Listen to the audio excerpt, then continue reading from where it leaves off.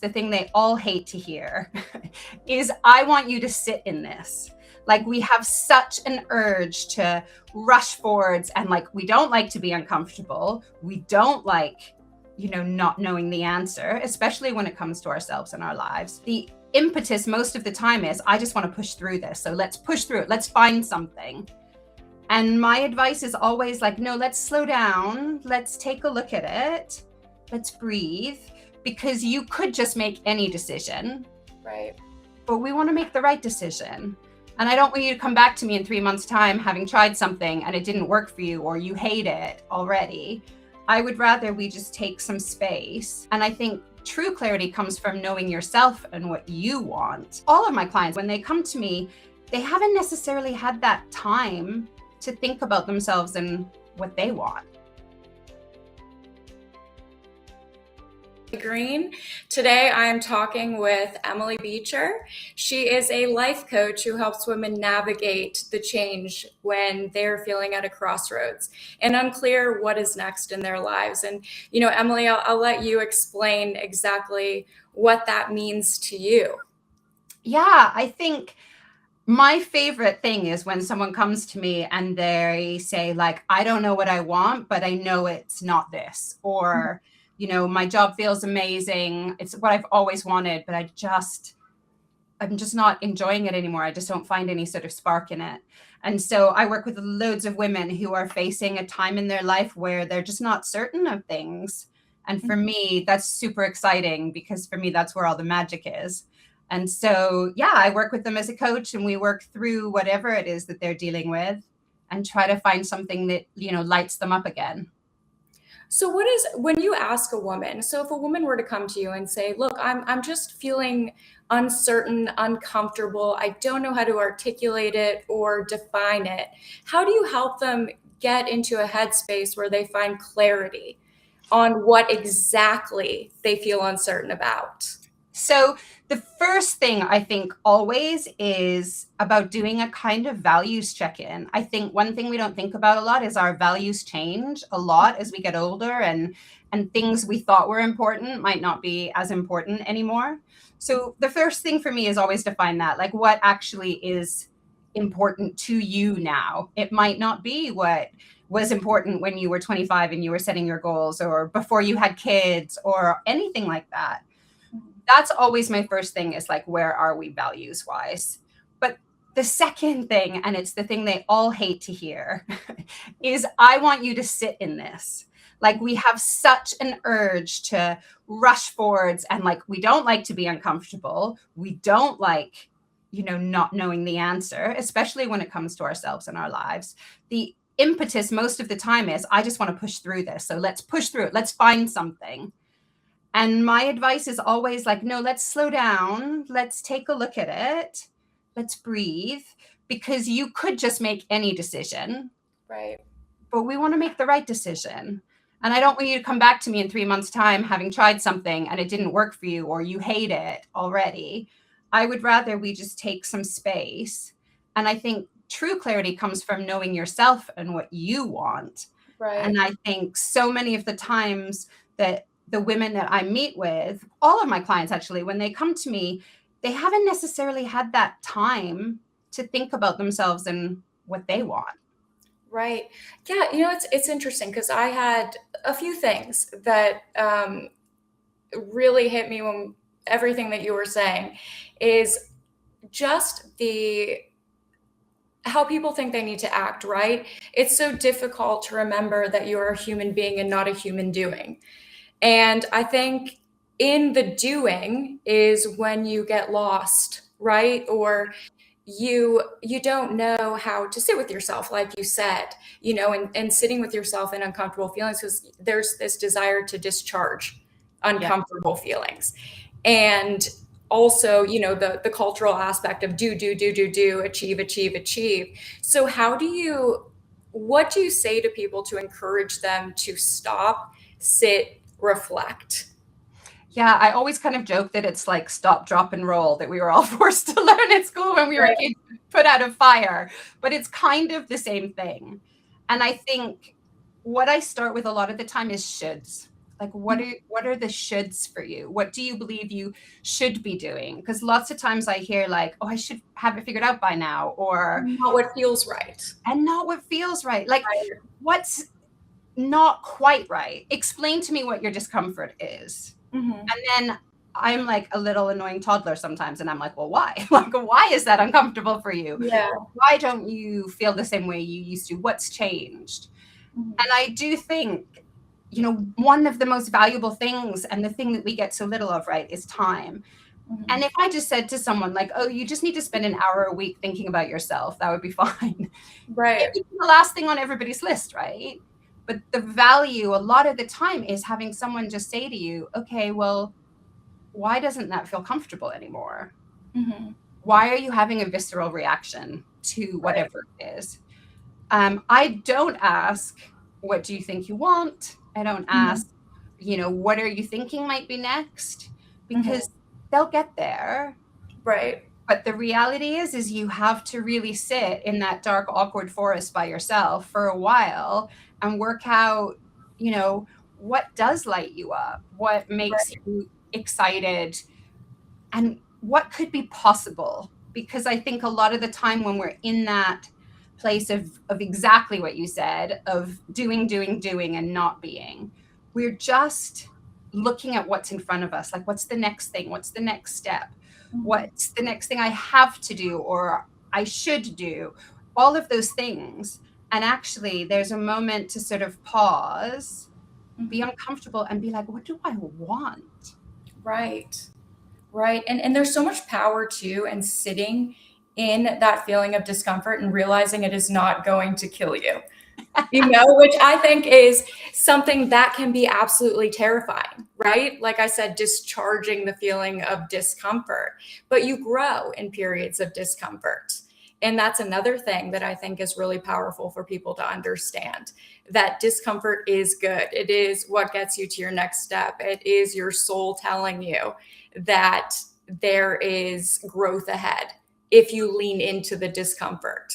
Yeah, it's 100% where all the magic is, you know, because it's also where you can be creative. And I'm always like, creativity is so helpful in this space, but so is sort of silliness and taking some of the pressure off yourselves, because I think assessing the absurdity of life. Yeah. You know? And just a lot of the time I say to people, like, when was the last time you had fun? And they can be like, oh, well, it was nice doing X, or it was nice. I'm like, no. When did you have like so much fun that you were giggling so hard that you like snorted? Like, when did that happen? Yeah. And they can't remember. And I think we get disconnected so much from ourselves. And joy. Yeah. You know, I think it's Buddhism. I don't know, I'm just quoting something, but I think it was in a Buddhist text that I read, but it said that you need to be a joyful participant in the sadness of life. And that speaks so much to me, you know, that even in the discomfort and the sadness, it's reconnecting with joy that you then find like your purpose and direction. And I mean, there's more to it, but I think that that is like a very simple way to start.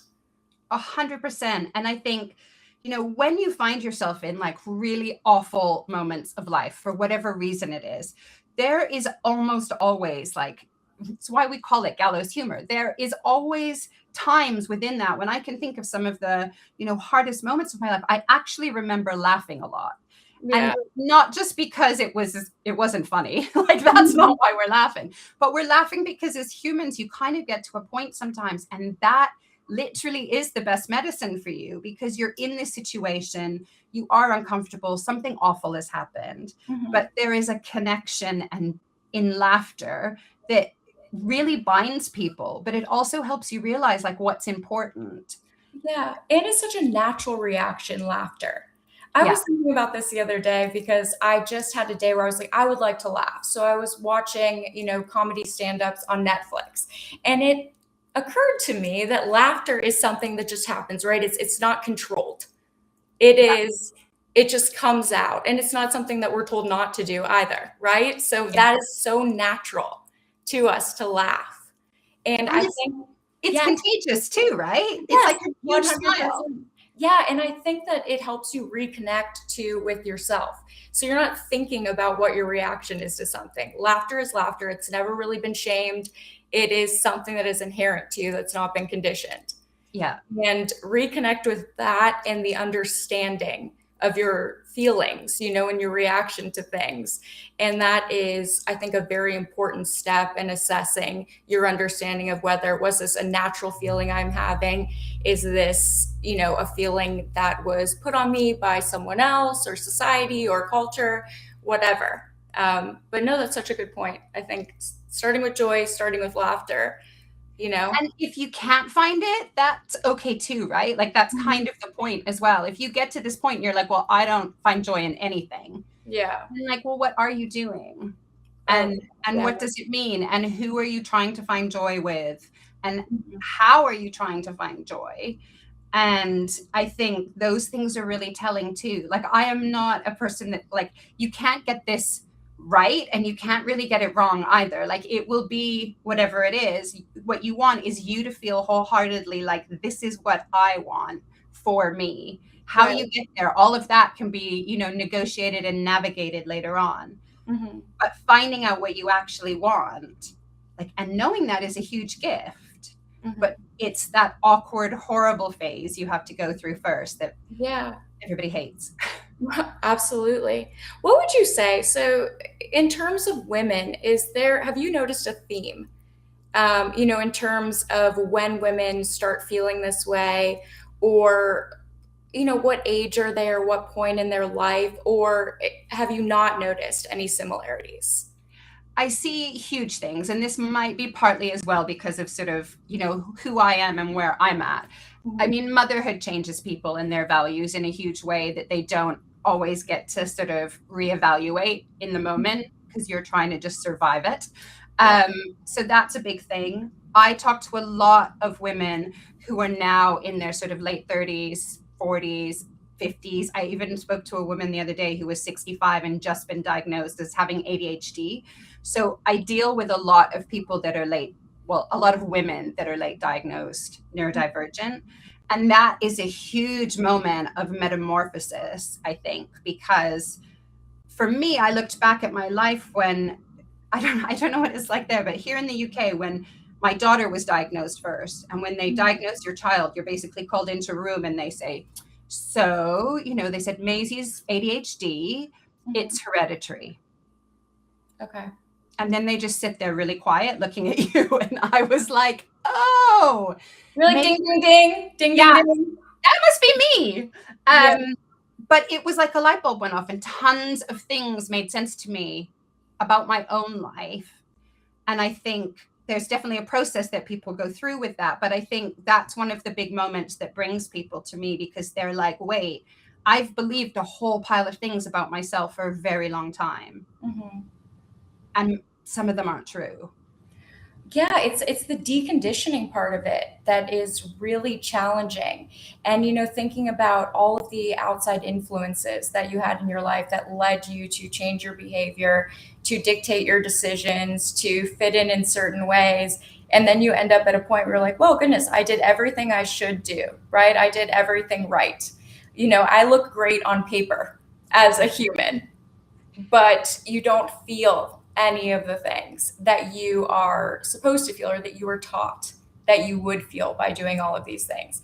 All you really feel is that, perhaps you abandoned yourself in the process of.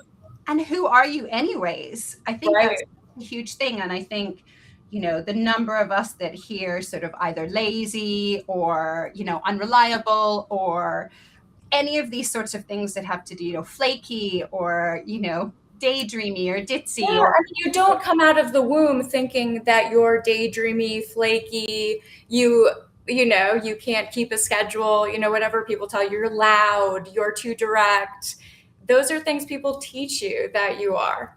Yeah, like how many of us have felt like we're too much? All the time. All the time, right? And it didn't make sense to me until I realized that I just was operating. I always say it's like you're a computer whose operating system doesn't fit the machine it was put into. Like, yeah, my brain doesn't do certain things. Now, I've been lucky because I've been creative and I've worked in creative industries for most of my life, that I've been able to have that outlet for it. And actually, my creative thinking has been a gift. But personally and privately, there's a lot of stress and worry and situations that I was in, or things I believed about myself that I was taught were wrong with me, just because I didn't understand this situation that I was in. Right. And I think it's really hard when you kind of face that. Like for a lot of people, there's so much grief in that. Mm-hmm.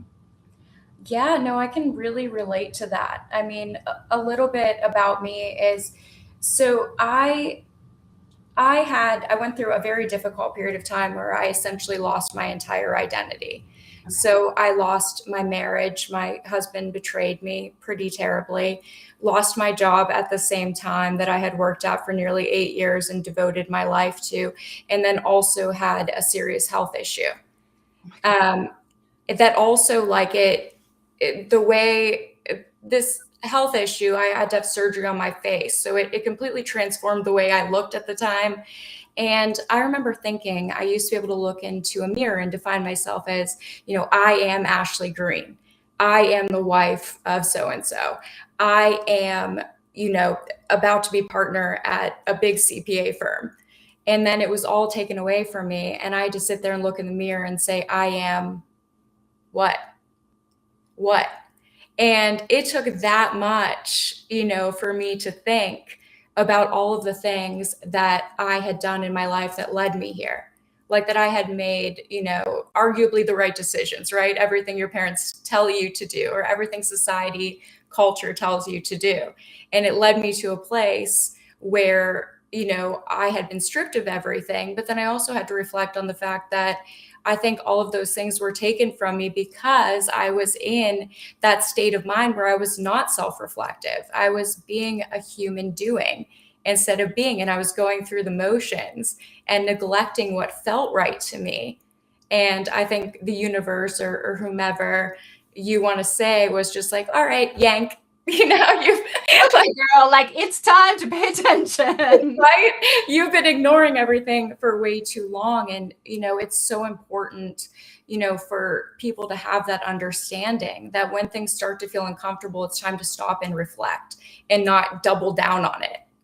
Yeah. Which, especially if you're trying to reach goals or live a certain type of lifestyle that you have in your head imagined or as a child or been brought up as the perfect sort of situation.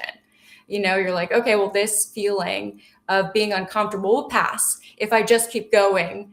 If I work harder, if I do more. Yes. Hustle. Yes, exactly. If I put more into my marriage, if I do more at work, the hustle culture. And you push through those feelings of being uncomfortable. And I think that's a huge message for women to hear, is it's okay to just stop. Yeah. Stop and think. Stopping is terrifying, though, at the same time, right? Because you're not making progress. Lack of forward progress, I think, in today's culture, society, women, it's terrifying. Absolutely terrifying.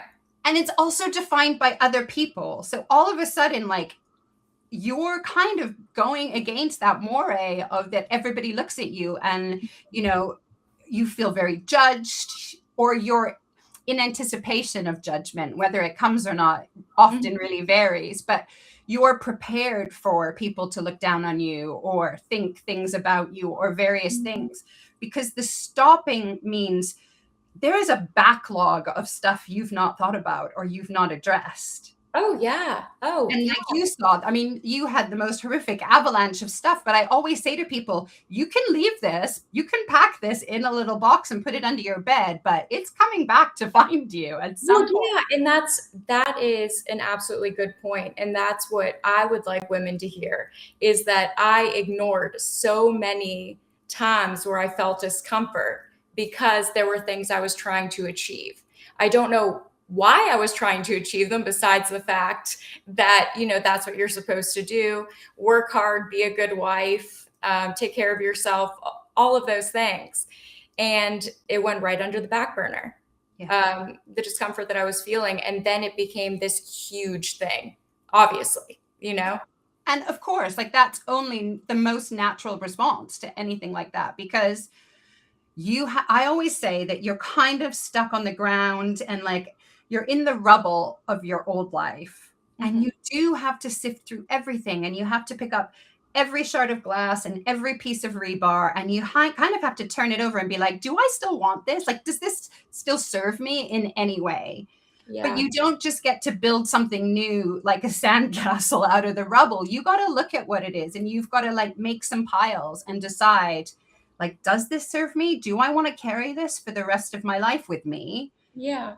If, striving for the 2.4 kids and the perfect picket white fence isn't actually something that makes you excited, and you'd be more excited by, I don't know, a loft in Manhattan, then why are you striving for something that actually you don't really want? Right? Yeah, 100%. And I think too, like you said, I mean, you have to really look at the rubble, right? And that is really difficult. And you have to be ready to grieve the versions of yourself that you created to survive and have that acceptance of it, which is so challenging, right? Is to really look at yourself in a mirror and take responsibility, you know, and not, but actually I think anger is an okay response to that feeling, because when you do realize, that you have been operating in a system that didn't feel naturally to you, but you were essentially felt a prisoner in that system, and now you're seeing where it got you, that can, create a certain level of anger, which I think is sometimes also difficult for women to wrap their heads around, because we are taught that that is not necessarily an appropriate emotion for a woman to have, is the anger or the rage. And 100%. to your point too, I'll say, so I lost my father this past year, I'm so sorry. and thank you. When we're talking about, sort of like you said, having the 2.4 kids and the white picket fence, it's like when you lose a parent, you sort of, this is my experience. I realized again how many things I had done to fit a mold that I was taught, or to make my parents proud in a way, again, that I was taught, culturally, religiously, these sorts of things. And then all of a sudden you have a parent that's gone, and you're like, well, heck fire. Like, I'm sitting here completely uncomfortable and unsure of the choices that I've made. And you really like realize that a lot of those choices that you made were for your parents or what you were taught, and they're not even here anymore. And you're just left with, sort of a life that feels uncomfortable.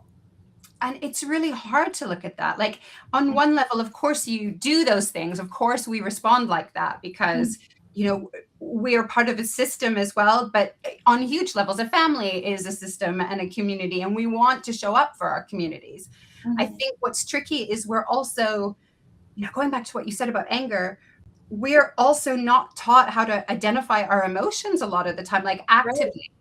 I remember when I started therapy years ago, I remember just being like, oh, I don't do anger. Like, Yeah. just shut that down and put it in a box, because like I don't get angry. I'm not allowed to be angry. And a lot of what I thought was sadness was often anger as well, because it'd been kind of mislabeled in the moment.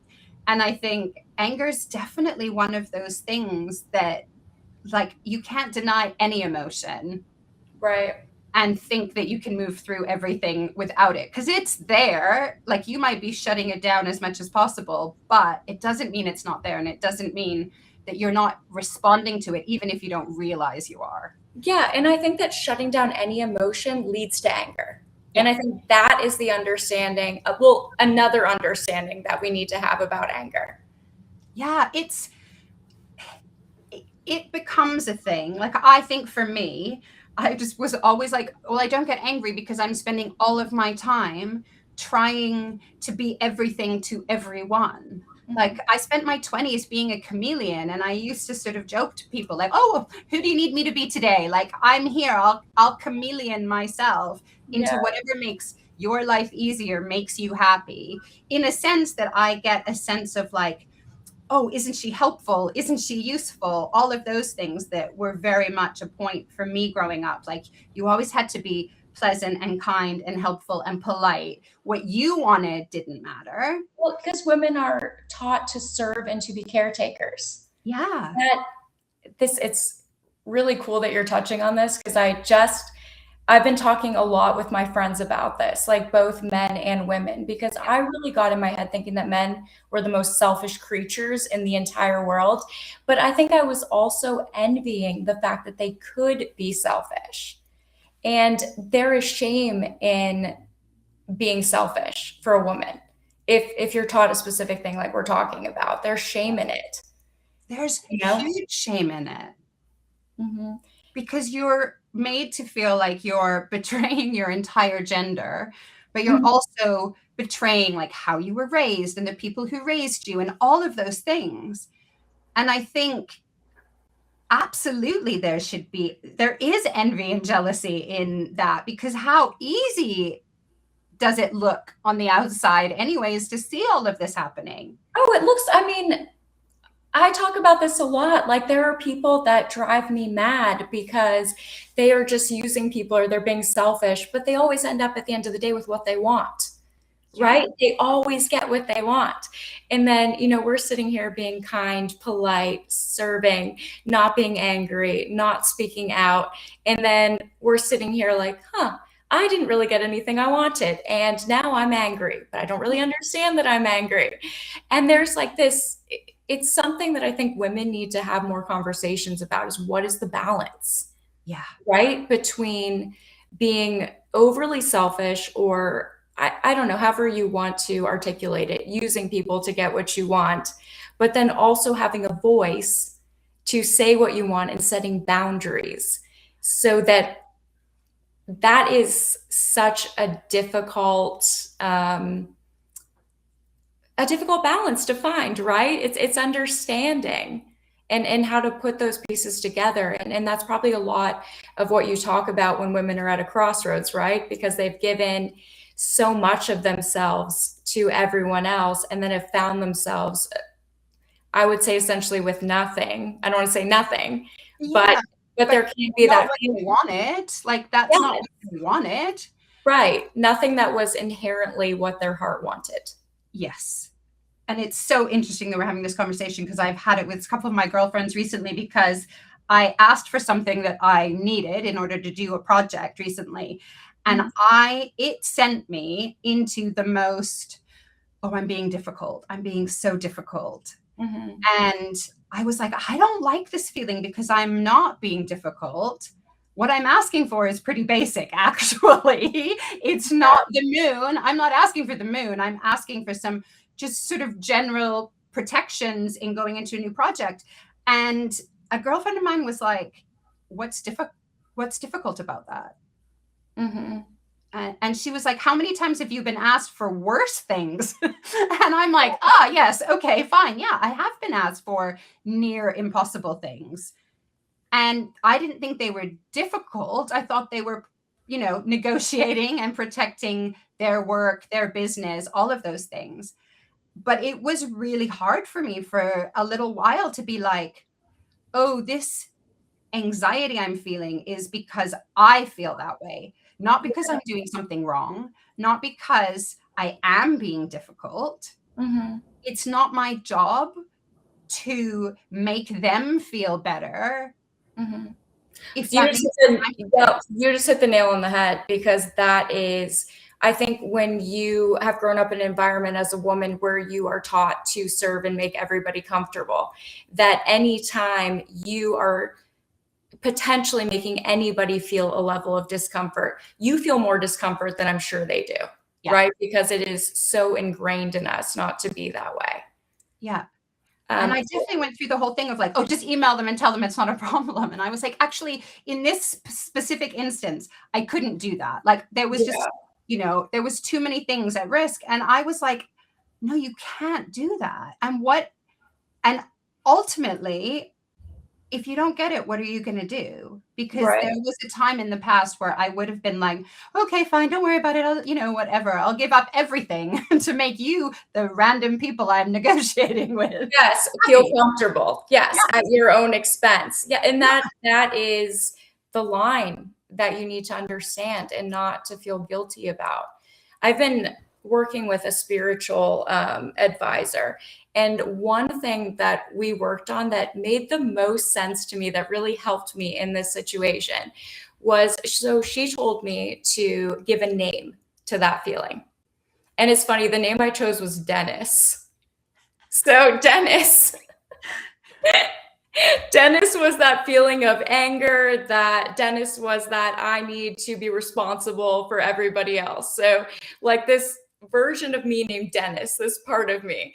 So she had me envision Dennis and I spending time together. So Dennis is this, I don't know, I envision it as like an outline of me named Dennis, who is this nuisance, who is trying to make everybody feel better. And then Dennis is like, like Dennis, you know, is this enemy. And she was like, well, so if you were to walk up to somebody and get everything that you wanted while telling a load of lies, what would that look like? And I'm like, Dennis, what would that look like? And it was just, it's like the silliest exercise, but it helps so much, you know, that I'm carrying this Dennis inside of me that is angry, but Dennis, you know, Dennis does have power to go. It does. It's so funny you say that, because I do similar things with my clients, but I have called the sort of negative critic in my head Rumpelstiltskin after the fairy tale. And in my head, it's this little goblin that sits in my head and has little temper tantrums and like picks at me or is really negative and horrible to me. But just like the fairy tale, if I kind of say his name out loud, he has to disappear. So for me, it was an exercise in just noticing to start with, just that awareness of, oh, there's the voice again. And I always imagine him like this little goblin, like having a little temper tantrum and falling through the floor when I'm like, oh no, I see you. You can move along now. Like, I'm not interested in what you're bringing to the table at the moment. But I think because they feel like ugly and annoying parts of ourselves. Yeah, absolutely. It is so helpful to be like, okay, let's call it something. Let's imagine it as something. Yeah, well, now it's like I'm irritating Dennis instead of other people, right? So that's sort of how I look at it. And that's how I overcome that wanting to be a people pleaser, because now I'm saying like, no, I really need this, Dennis. Like, you know, it's... And Dennis is like, okay, fine, okay. Fine, but like Dennis is a part, like it just sounds so silly. I think people that haven't, you know, tried these exercises, but it is extremely helpful to sort of reframe your mind in the way that you're handling things. You know, now I'm poking at Dennis to get the things that I need to accomplish. And then eventually Dennis will go away once I find that balance. Exactly. Drop, Dennis off somewhere and he won't Dennis, come back. like, he needs to go on holiday or something. Right. And, like, take a break, Dennis. Go on a sabbatical. But again, it's that playfulness, right? And I think that helps us cut through the seriousness of the feeling or the seriousness. I love that. I love that, because I hadn't thought about that aspect before. But yeah, it's that finding that joy, that absurdity, that silliness. Yeah. You know? I've got an imaginary angry friend named Dennis. Like, that's funny. That's like, I don't know. It's brilliant, because either I'm going mad or, you know. No, but you can look at it separate to yourself. And I think that's it. When these behaviors are so entrenched, you know, I worked with this amazing woman. She was a therapist once, and she looked like Edna Mode from The Incredibles. Like, she was tiny with the harsh fringe and the big glasses. And she was from New York, and she was always like, ABC, Emily, just make sure ABC. And her ABC was always just awareness before change. And you can't change things if you don't know about them. Yeah. And so that's the amazing thing about Dennis or Rumpelstiltskin or whoever you think is following you around, like being annoying, or it's until you start noticing it, there's nothing you can do about it. Oh, 100%. Yeah. When you are completely asleep, right? And I think especially for women, I call it being in survival mode. 100%. You know, you are so focused on survival, and you might not even realize that you're surviving, because when we even hear the term survival, we think of, you know, food, water, shelter, right? We can have all of those things and still be in survival mode, physically, mentally. Yeah. And that's another thing that I think needs to be talked about as well. Yeah, and I hear that a lot from people who suffer burnout. The Mm-hmm. number of women that come to me after burnout and then they're like, so I'm going to take 2 weeks off. And I'm a bit like, Oh, okay. honey, no, 2 weeks is not going to do it. Like, Yeah, like you really? have to regulate your 2 weeks? nervous system. That could take years. Yeah. And nobody wants to hear that. So I don't lead with that. But I do Yeah. think it's a point of like, we also think we can hurry up and heal quickly. Yeah. Like, okay, I don't like this. Can we just schedule a time next week when we just address this for an hour and then we can all move on? And it's like, no, we can't do that. Well, yeah, and that's also part of Western culture too, right? There's always a quick fix. Yeah. And that's another thing people really need to identify. If it took you 15 years, 20 years to get to this point, like it's not going to be reversed in a couple weeks. No, and I always say, but you have a choice now. So your choice is you have spent the last however many years believing these things about yourself, operating in this way, not getting what you want, being angry at other people for getting what they want. You've believed these things. This has been a part of you for, let's say, 40 years. Yeah. Do you want to spend the next 40 years believing those things? Right. No, yeah, absolutely. And I think that's the best question to ask. And, especially I think something somebody said to me when I was becoming a CPA, and I went on this journey a little bit later because I had started off in my studies as an English literature, Spanish, and art major, then went back to school for accounting, and business. And I was like, holy bananas, I'm going to be like 30 years old by the time I'm done with all of this. And the lady looked at me and she goes, well, you're going to be 30 anyway, so you might as well be 30 and a CPA. And that was such a simple way of explaining to me, like, all right, does the age really matter, or is it what you're trying to accomplish or where you're trying to get? And my mother always tells me, this also makes me think of something else, and she's like, I'm an old lady, I'm not changing now. And it's like, well, you still have life to live. Again, you're going to meet the years, you're going to meet the time, but are you going to meet that with change? Yeah. And I always say to my daughter, like, the person who's going to live to 200 has already been born, apparently. So yeah, that's huge, right? So maybe I'm going to live to 120. I don't know. I don't know. We never know how long we've got. Right. But the reality is, whether that's another 10 years or hopefully not another 10 years, hopefully another 70 years. Yeah. Who do I want to be in those years? How do I want to show up for myself, for my family? What do I want my daughter to believe about herself? Is it the same things that I believed about myself? Yeah, probably not. Absolutely not. Absolutely not. I think it's so cool though. And like, how old is your daughter, if you don't mind me asking? She's 16. Okay. So she's right in the thick of it. Yeah. Right in the thick of it. I think it's so cool that women are having these conversations, and that she will, and obviously she has you as a mother, so she's able to talk about these things in a way where, especially at 16, is probably not probably, but a time in your life where you're questioning so much. Yeah. And it's been a huge wake-up call for me, because again, it's like, well, of course you have to do this. And then in the UK, they do something called GCSEs, which is like while you're 14, 15, and you do A levels when sort of 16 to 18. And it's all of this pressure. And like at 14, you're supposed to pick your GCSEs, and that decides what you're doing for the rest of your life. And I'm like, okay, let's like dial it back a bit, guys. Like the rhetoric is really strong. And if you screw that up, you might as well be a troll and live under a bridge. And I was like, okay, breathe. We don't have to believe this. This isn't a scarcity. I've changed careers. I dropped out of high school and I didn't go to university until I was in my 30s. It just wasn't a life path for me. Well, I went for a little bit, dropped out, and then went back in my 30s. But I found myself at Oxford University in my 30s. Like I wouldn't have done that at 19. I wasn't in a place where I could do that. And I really believe that the job her and her friends will be doing at 30 doesn't exist yet. Like technology in the world is changing so much.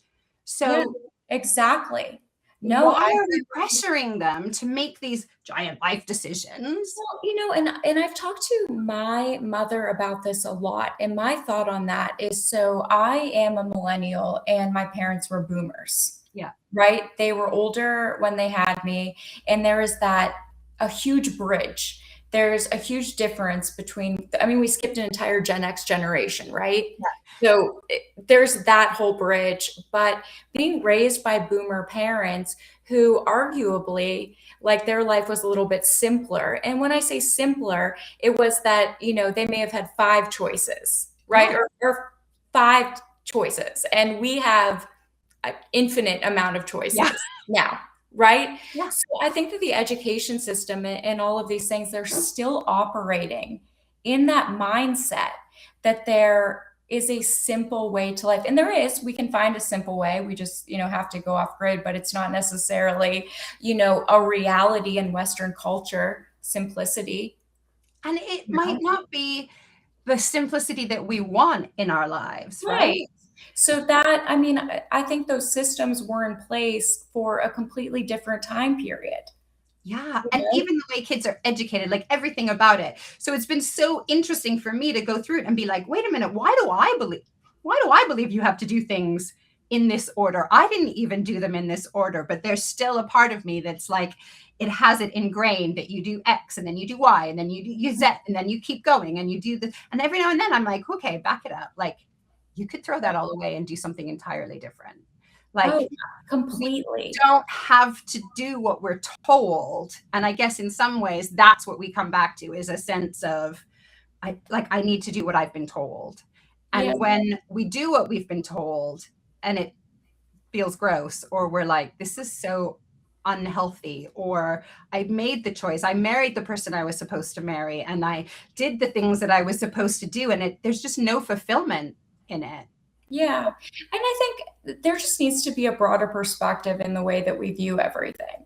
So, like, your daughter taking these courses or these tests. So I guess what I'm trying to say is, for instance, if it said she was supposed to be a doctor, right? It's like, all right, so what qualities do you share with a doctor? Yeah. Right? It's like, how do you want to take care of people? This and that. I think that's more of a broader context to look at it, right? We all know what a doctor does, essentially. Yeah. So let's talk about, again, like, how do you identify with being a doctor? Doesn't mean you have to be a doctor. Yeah. And like, what are the things that are innately you? Like, I'm always talking to her about, like, you like this. So, my advice to her when picking her subjects for GCSEs and A-levels was, pick something you enjoy, because you're going to have to spend a lot of hours, and you're going to do better at something you enjoy. Like, just because someone thinks you should do history, you don't have to do history. If you don't love it, she loves research. So I'm like, great, well, that's a really useful thing for you to think about going forwards in the future, but you don't have to decide at 14, 15, 16. You don't have to decide. That's so wild to me. That's so wild to me. Yeah. I mean, in a way, I find it, when I'm thinking about the trajectory of my life, I feel like I was always all over the place because nobody gave me a direction. Yeah. I had my head in the clouds. I was, I was always spending time by myself with my head in the clouds, writing, drawing, I never thought about like what I was going to do until I found myself in the real world. And that's how I became an accountant. But the truth was, I didn't know how to navigate that, and that, I think, is also what needs to be taught, is like, you don't always need to know like exactly the career that you want to go into, but like, what do you do when you become an adult? Yeah. Right. And you're faced with, this is something that brings me joy, but I'm not sure how to make money at doing it, or this is a safe career, or those types of things. I don't know if I'm articulating that correctly, but that is really, I think, just a big piece of the puzzle that's missing. I mean, for young people in general. 100%. And also, when you get there and you have to make that decision, it feels different than you think it's going to. And I think that's part of it, because you're on this sort of track, you're on this treadmill essentially. And it's sort of like, how do you adult and how do you do these things? And how do you, how do you actually, study at university as opposed to like secondary school, or how did you show up in the workplace and what's expected of you? And those things are changing. But Yeah. if you never talk about them and you never question them and you never question if it makes you happy, like you can make a choice between, let's say, I think I need to do this thing because everybody said I'm really good at XYZ. But I love music, let's say, like I just really want to go into music. You can choose to do one so you get the other, right? Mhm. You can make that choice and be happy with your choice. But if everybody is like, no, you definitely, have to study law. And Mhm. you're like, yeah, I'm quite good at these things that you need to be a lawyer, but I love music. And everyone's like, no, don't do music. You'll always partly hate law.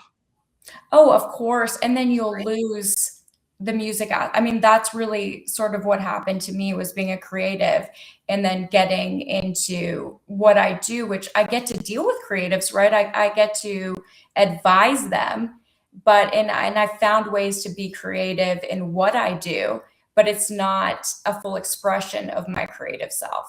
Yeah.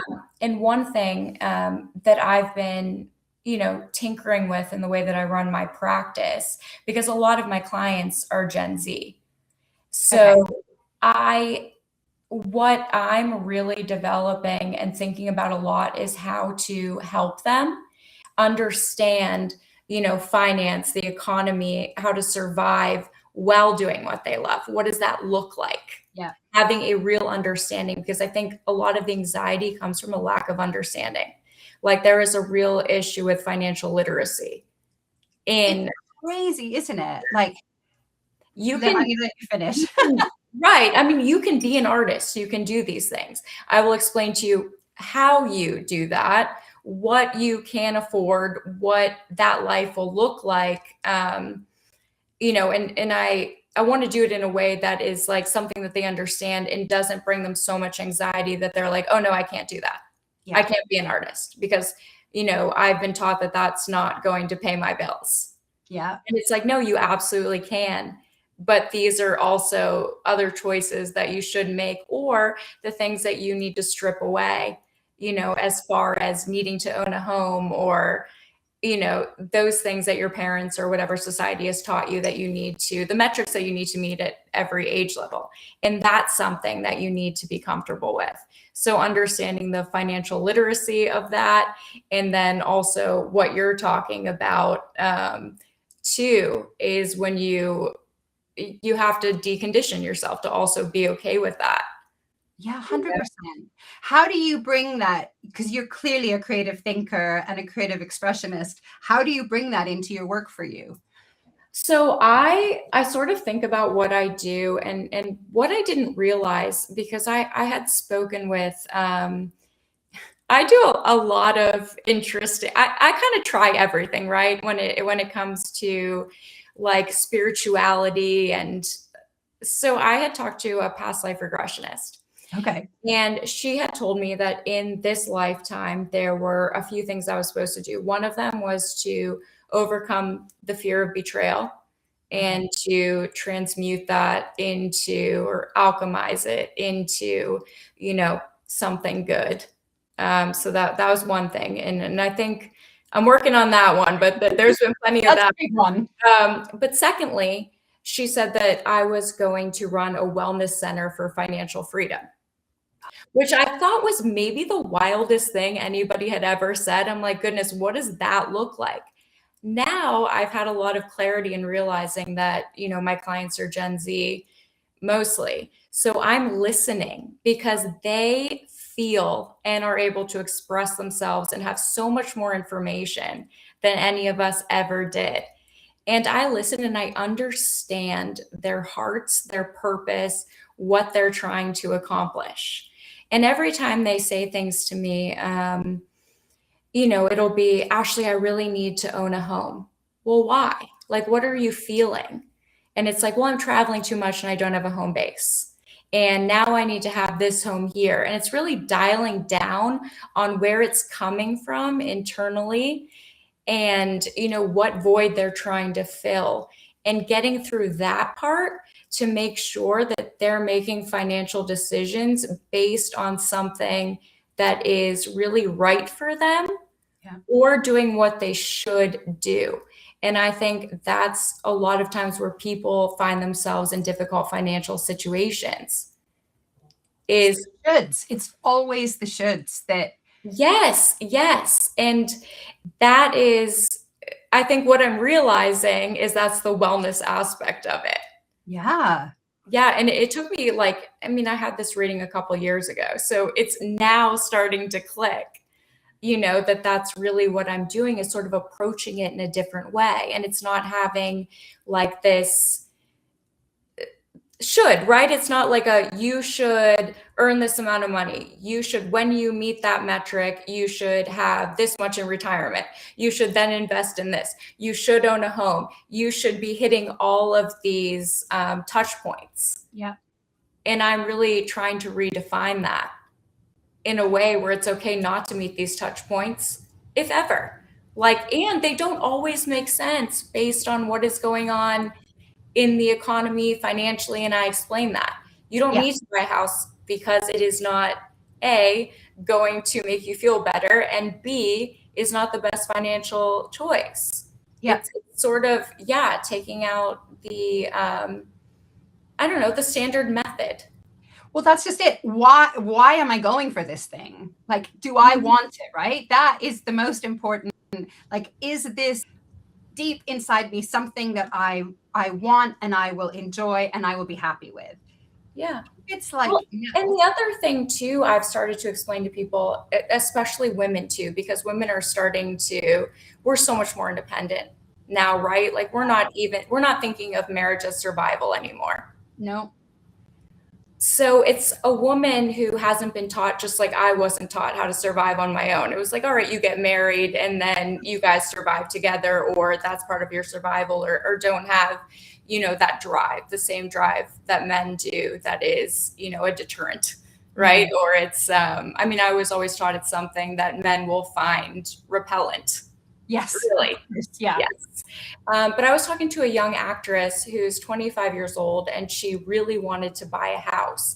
And the way I sort of approach it is, yes, you have the money, but you need to understand that if you purchase this house, you have to then earn this amount of money every single year to do that. Or if you don't purchase this house, you can earn this amount of money and you can continue your creative journey. Because as an actor or an actress or anybody in the entertainment industry, as you know, you may end up in a situation where you're just having to take any job. Yeah. Then you are going to be at that crossroads that you talk about, where it's I did everything I was supposed to do, but now I am compromising my creative integrity. Yeah. And you might not realize it right away. Yeah. And that's a huge thing, where you've hit the nail on the head, because that integrity, whether it's your creative integrity or it's integrity in how you want to show up for your family, or it's integrity in who you want to be in this world, the choices we make impact that all the time. And if we're constantly just nitpicking at it, if we're constantly just cutting edges off it all the time, that's when you find yourself going, this life doesn't feel like the life I thought I was going to have.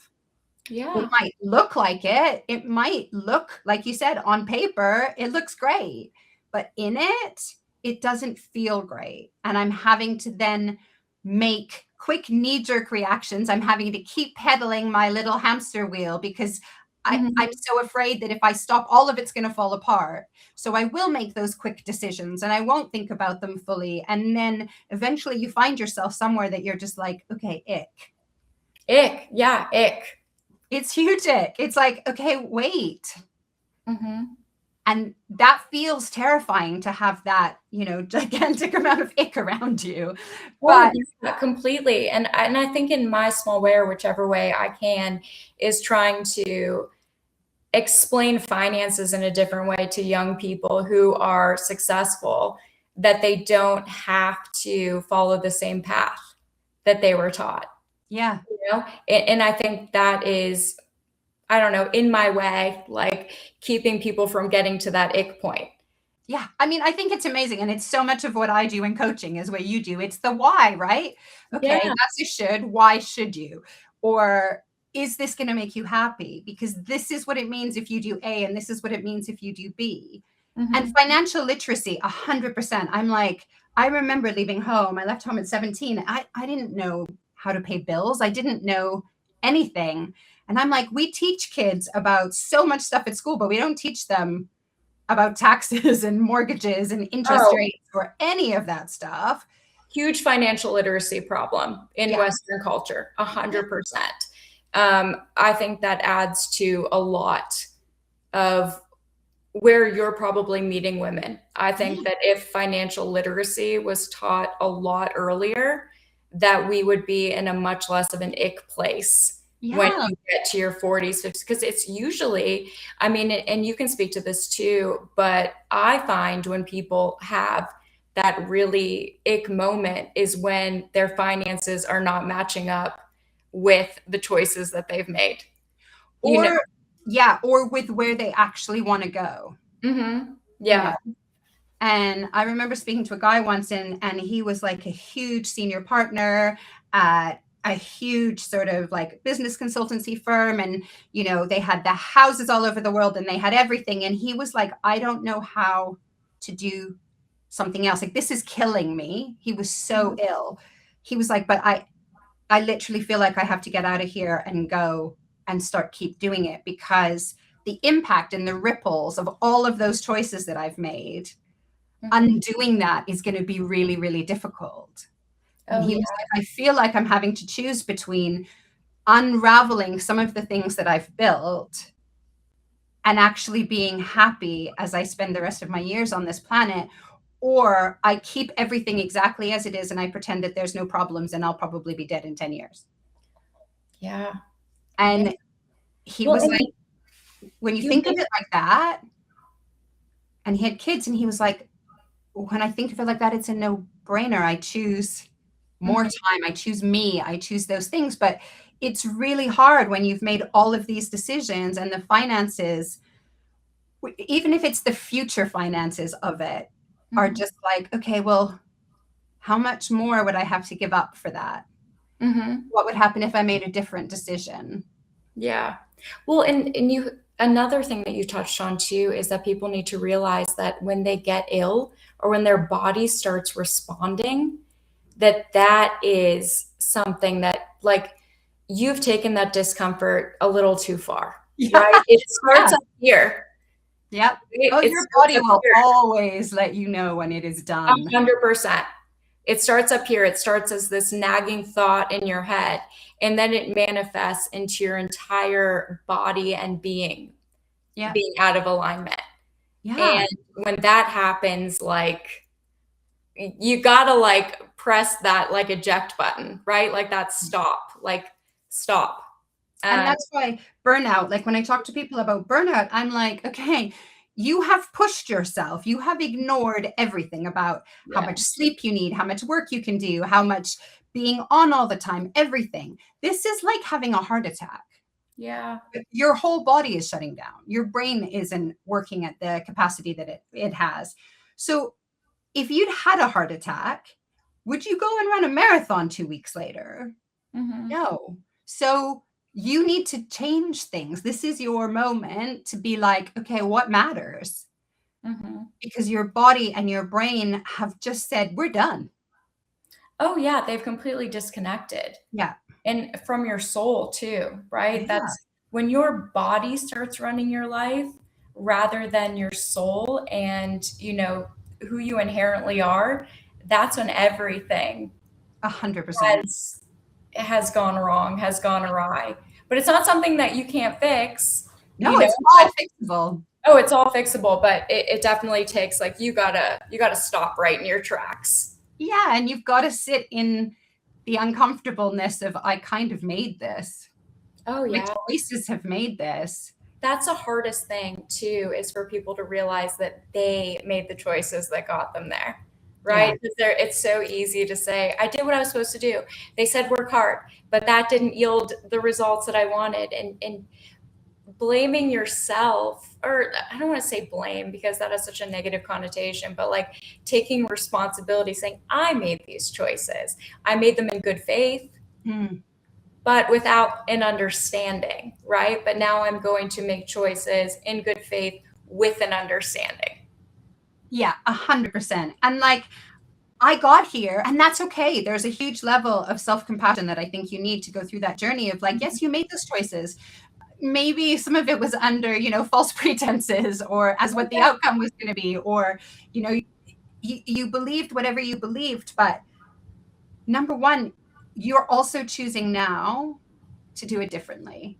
Yeah. And you have to be gentle with yourself. You're like, a little baby toddler going, okay, I'm going to try something new, and I'm probably going to stumble. I'm probably going to fall. And I just need to keep going. But at the end of it, I'm here doing, what is in my heart, what my soul wants to do in this world. And ultimately, that changes how you see everything else. Oh, yeah, 100%. Yeah, no, that's really super, super powerful. Yeah. Like, this is what we've got. We've only got time, and it's borrowed to some degree. And so I'm always like, how long do you want to spend in this space pretending it's okay? Yeah, that's interesting that you say that, because my grandfather used to always say that he was living on borrowed time.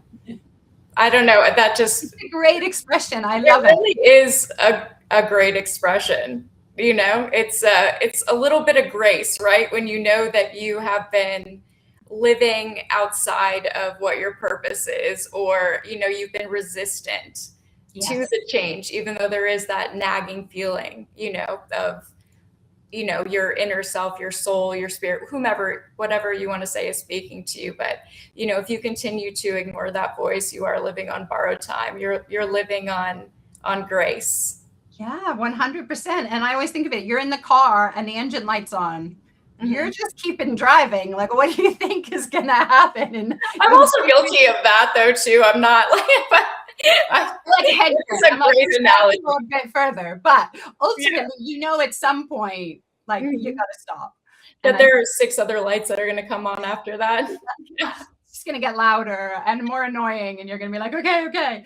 But that's what happens in our lives too. Those things don't usually just come up once and we pay attention. Yeah. If we're on that hamster wheel, if we're meeting everybody else's expectations of us that aren't what we truly want, those things just keep coming back. And eventually, whether that's through illness or situation, you will find yourself at a crossroads where you have to say, what do I want? Not what do other people want of me.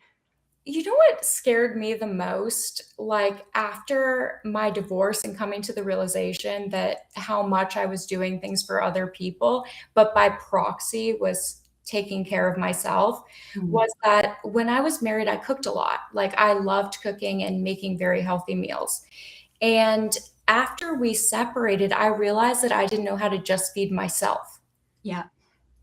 Which is like such a wild thing to say. And I wouldn't chalk it up to depression. It wasn't anything like that. It was an actual realizing that I was feeding my family, not myself. And when I was only responsible for myself, there was a disconnect between what I thought and what I was doing. And I found myself eating peanut butter out of a jar.